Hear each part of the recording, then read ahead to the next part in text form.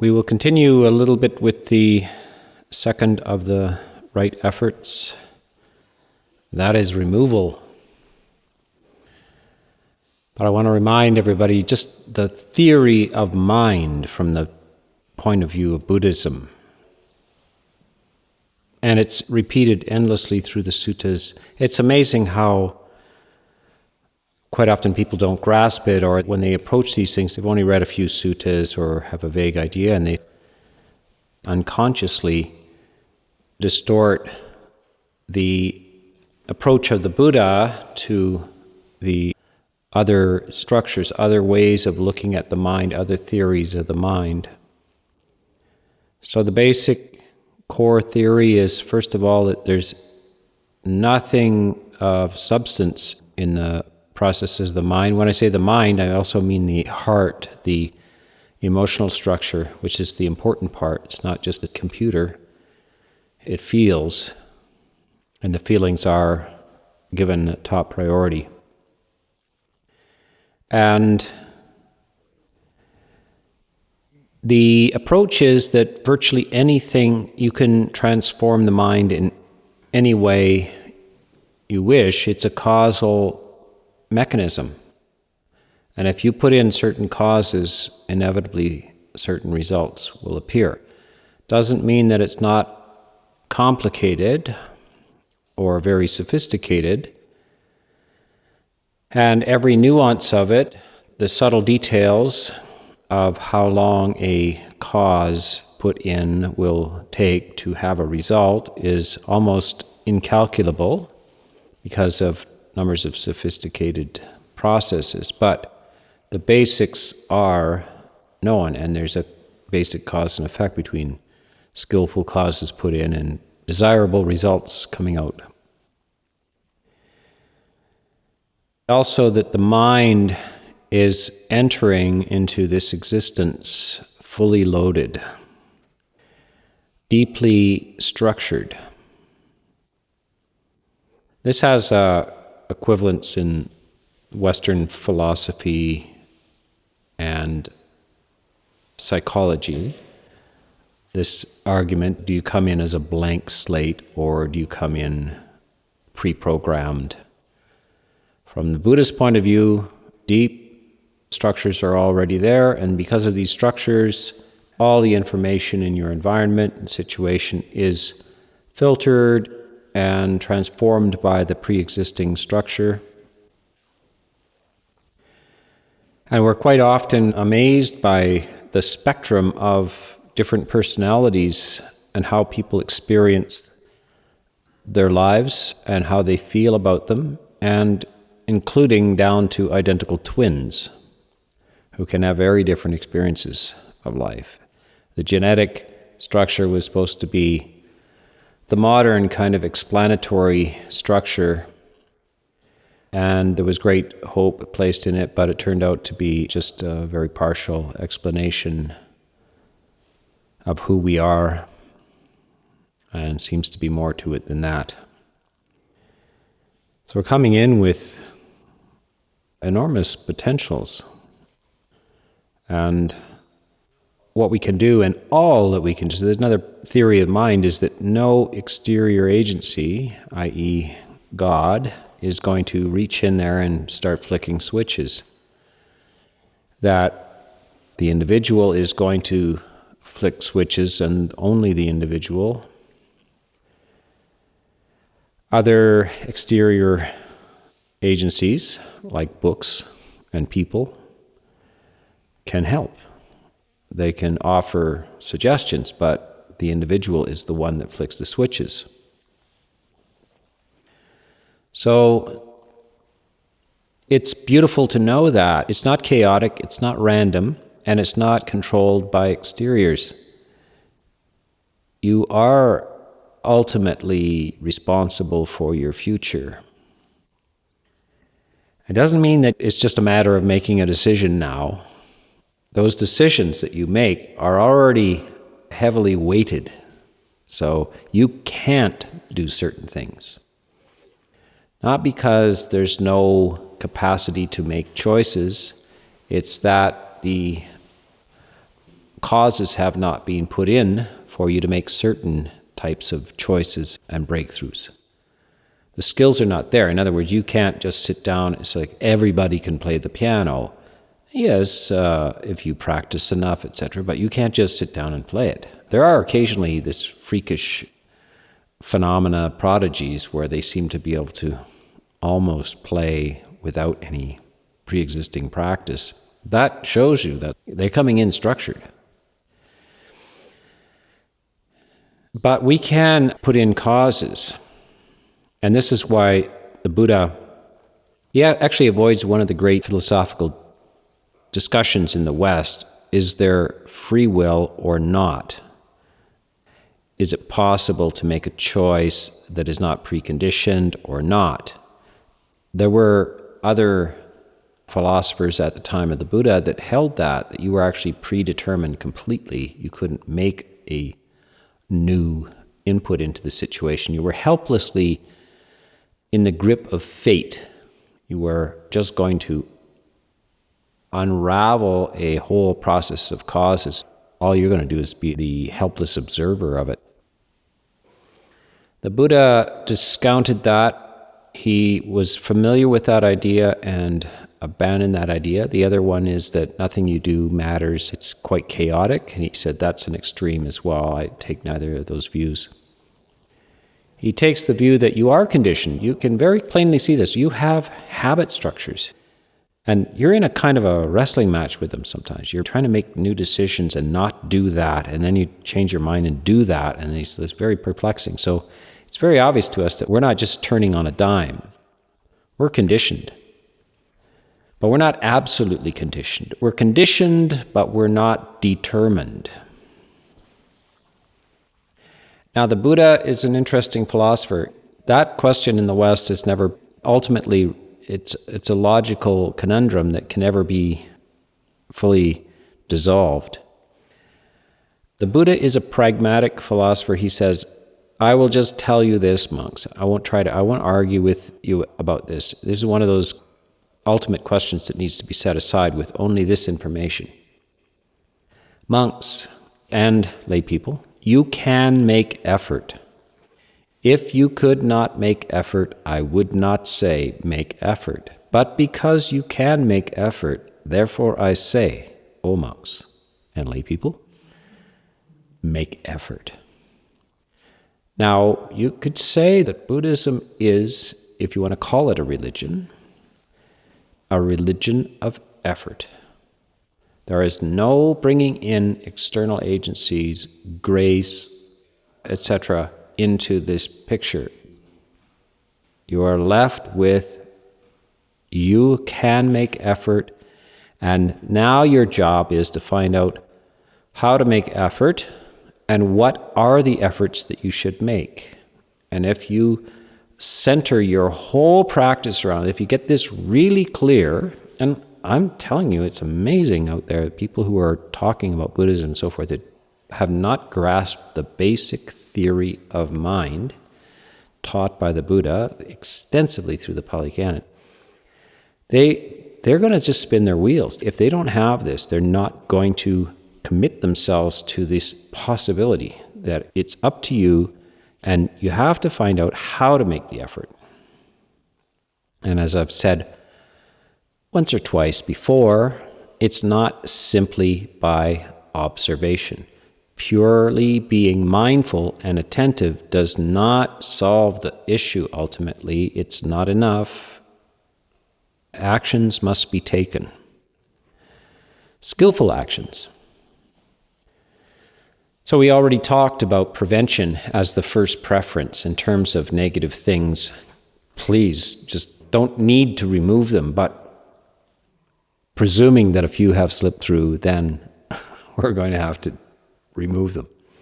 So that's the next thing. So some weeds, we have tilled the soil, we have put down mulch, but still a few weeds have slipped through, and now we're going to have to weed. We're going to have to remove them. So we're removing any of the 5 hindrances that have arisen. And there are techniques for this and very, very adamant instructions and encouragements by the Buddha to do this. Now that can be strange for people. They're not used to this. They kind of accept themselves as an identity, and that they just have to accept themselves as they are. And that's the whole idea. And all these people that don't accept you, that's their problem, and you've got to accept yourself just as you are. Buddha is not into accepting yourself just as you are. He's into change. And also not really honoring your sense of who you are. So he's not into authenticity. He is into truth about what you are experiencing, what your habits and so forth are, but he's not into honoring it as your authentic self. There's no authentic self. There's nothing authentic there. Everything is up for change. Everything is up for removal or replacement, etc., including the opposite. You could have very good positive traits and you could easily lose them.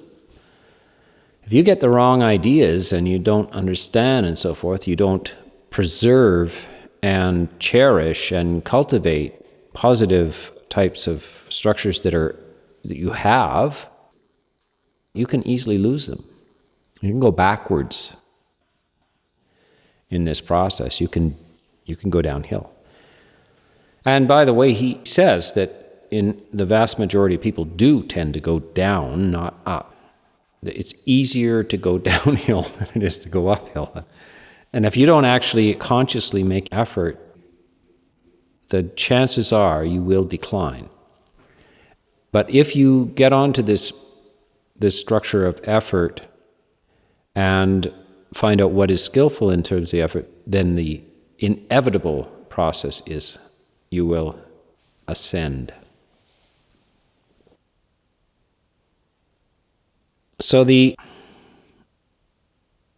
category of removal, assuming that you have failed to prevent the arising of these and now it has risen, and it's pretty, it would be a miracle if somehow you managed to never experience one of the rising. You heard the Buddha say, no more hindrances for you, and then from that moment on, There are a few people in the suttas that seem to have been able to do that.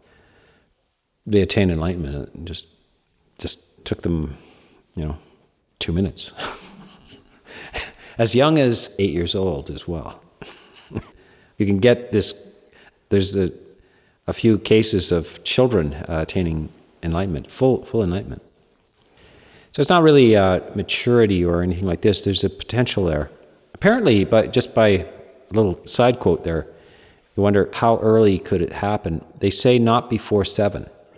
They have a kind of a psychological profile of the development of children, and apparently that can't happen before about the age of 7. It's very interesting because modern children's psychologists and so forth, they also see the stages of development of children, and somewhere around 7 you begin to have this moral sense and so forth. But it's possible to have breakthroughs and have very sudden clarity about this that's irreversible, that you don't lose. It's also possible to have breakthroughs that are not irreversible. You can get clarity, breakthroughs and so forth, but they're not the roots of the hindrances, which are called the samyojanas, the fetters. The deep roots of these have not been completely removed, and so they can come back, just like certain plants. If you just break off the plant, it looks like it's gone, but the roots are still there. Next year they'll be there again. But you can have a very nice looking garden for periods of time just by snipping them off. The ideal is that we have to get to the roots of this so that you don't come back.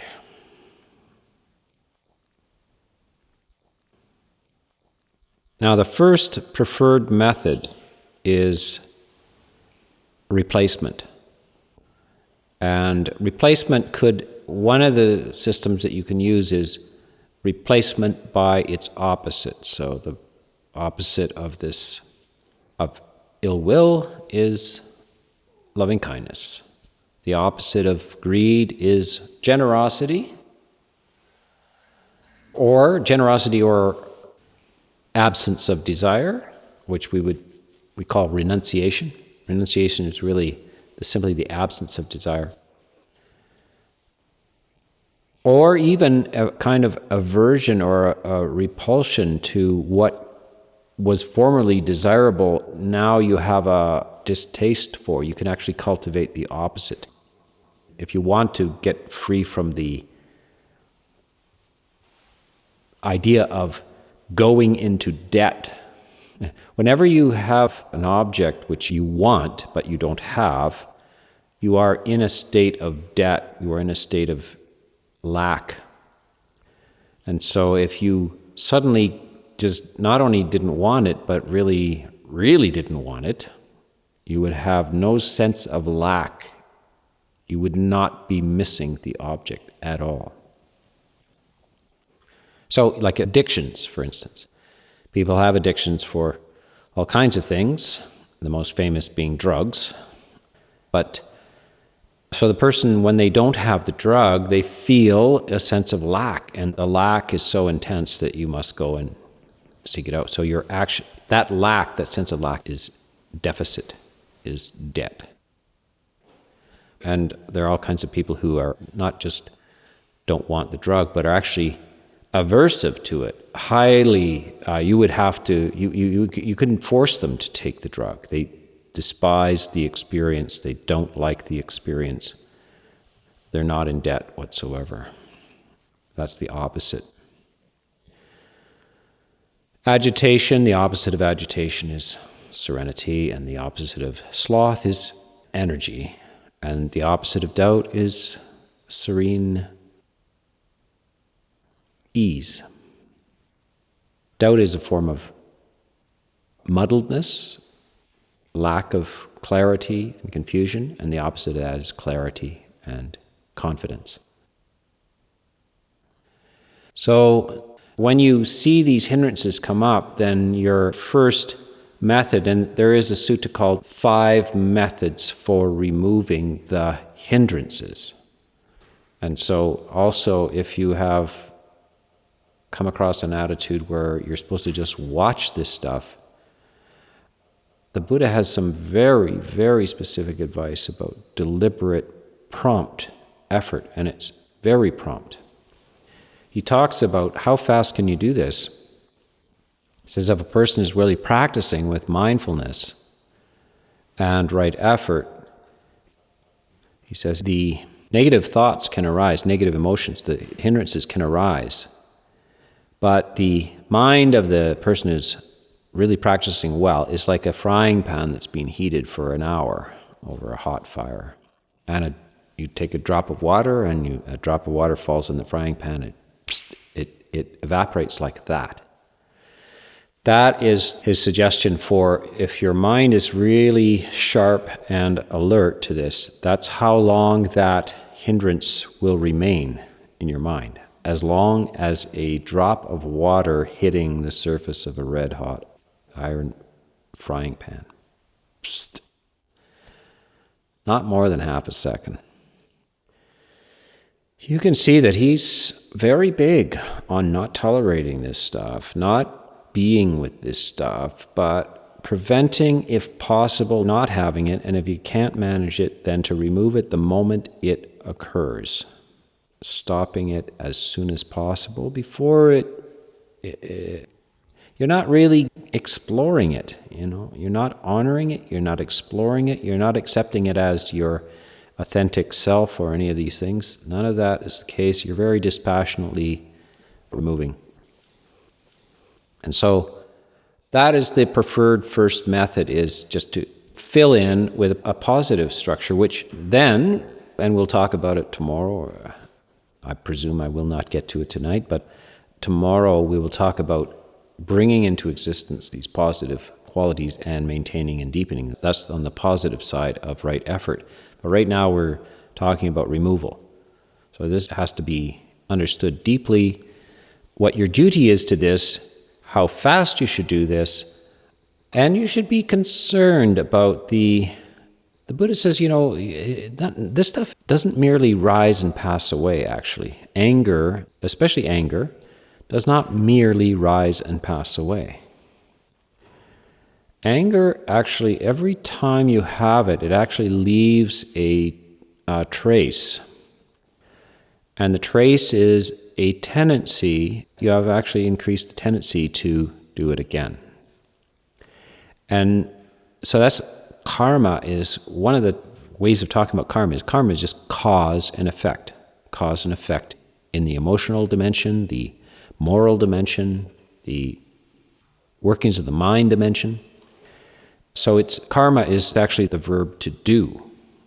And then there's something which comes after doing, and that is the fruit of that experience. So anger doesn't merely rise and pass away and have no consequence whatsoever. It actually will have a fruit.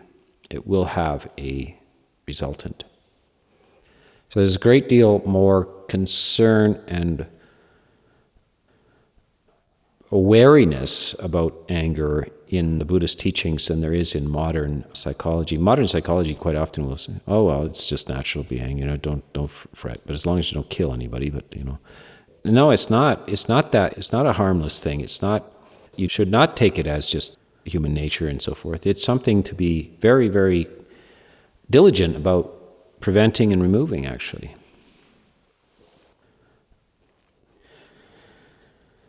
So this removal, of course, can be done through opposites, but any wholesome replacement can work. So you can replace anger with generosity or equanimity or any form of wholesome emotion, which is positive, and the thought process and the emotion which accompanies it, the feeling which accompanies it, as long as it's in the wholesome dimension, it is fine as a replacement for any of the hindrances. So the reason for the opposite replacement is that it's the farthest. So if you start the day with the determination for loving kindness, the momentum of that loving kindness is much likelier to prevent the arising of the opposite, which is anger or hatred.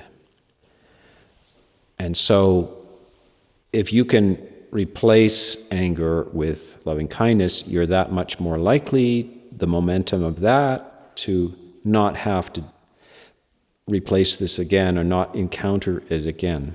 It's amazing how this works.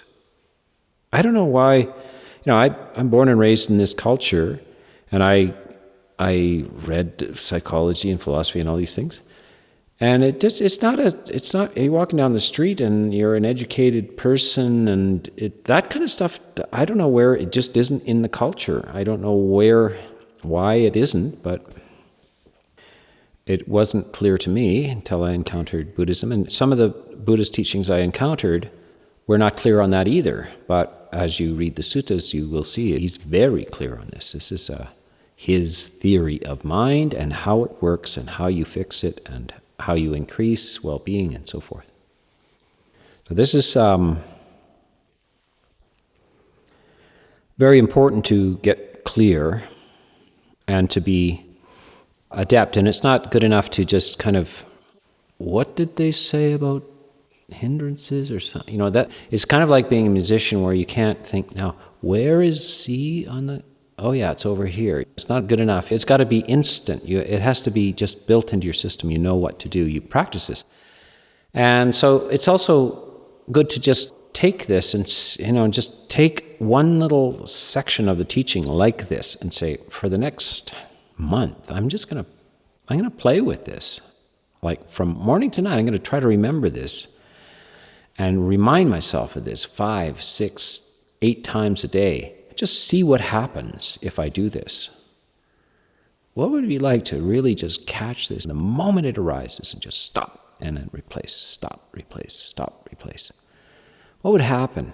And of course the prevention, really focusing on this until it becomes second nature. Actually, you'd find yourself doing this without having to make a decision. It kicks right in. We can train ourselves in almost any way to bring this into the system and for it to become second nature. So you won't even have to think, oh, wait, I'm angry. And now what was the thing? Oh, yes, right. So that's a bit too long. And so it starts to kick in right away without even being all that conscious of it. You just find yourself doing it. So that's a way to exercise with this and to just give it a shot for an extended period of time just to see how it feels. Because you can come out the other side very different. It's when you start to see this working clearly as a result of having practiced it, it's liberating. It means that you can pretty well get anywhere from where you are. It's like learning about maps and how you can find your way around a city, you know.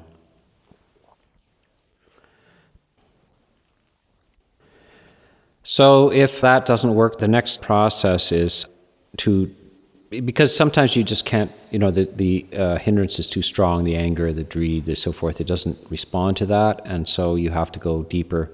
The Buddha has this structure of 5 processes, and they're more or less in order. So the next one is inducing a sense of reflection on your own personality and how these types of attitudes are kind of diminishments of your character. They're actually kind of flaws. It's like he gives the example of a teenager who's going for a relationship, a date, and so forth. And they look into the mirror and they have a dead snake hanging around their neck. Actually, it's quite an exaggerated kind of thing. And so are they going on a date with a dead snake hanging around their neck? No, I guess not, unless they're punk. But no, they're horrified by the sight, and they remove it because they're dismayed by the disfiguration of their own beauty. We don't want to be disfigured, and the hindrances disfigure us. They impair and impede our sense of beauty, our capacity for beauty. There's nothing more beautiful than an act of generosity. And what is definitely not beautiful is an act of miserliness or, open greed. You see somebody just pigging it all to themselves, keeping it. It's such a diminished kind of thing. What is beautiful is open-hearted loving kindness and compassion, all of this. And then what is ugly is hatred and hostility and anger. It's an obnoxious, it's a ugly trait, and we need to reflect on it. We see it in others. We see the beauty in others, and we should cultivate that beauty in ourselves as well, and including the beautiful quality of energy versus sloth, the quality of serenity and calm versus agitation and anxiety, and the quality of clarity versus confused doubt. These are all beautiful, and when they arise in us, they are accompanied by beautiful feelings as well. They never arise without an accompanying beautiful feeling. So this is a reflection on that, and you can also bring in the consideration of somebody you respect who has these positive traits, and then you think, well, what would they think? What would they say now about this miserliness or this anger that I'm... So you're deliberately trying to cultivate some sort of sense of respect and honor for those who have those beautiful traits, because that helps you with a sense of they would not be pleased with this. So that's concern for the opinion of the wise. That also has an implication. It means that you have no concern for the opinion of the foolish, because there will be an invitation to join others in anger. There will be an invitation to join others in miserliness, in laziness, and all kinds of things, to join them. And that means that you must have no concern for that social peer pressure. If you have high regard for the opinion of the wise, you have no regard for the opinion of the foolish. Now, this is hard because human nature is very social, and more or less humans have regard for others. Like, they're concerned about judgment in general, like how is everybody seeing me? And if the group around them has got distorted kind of low class opinions, they will respond to that. They will want acceptance. So they will have concern for the opinion of the foolish. So we have to actually we're challenging our own human nature. In fact, sometimes we will be alienated from certain parts of society, certain parts of even families and so forth. If they do not have wise behavior, if they're not participating in the beautiful, we must disregard their opinions about us.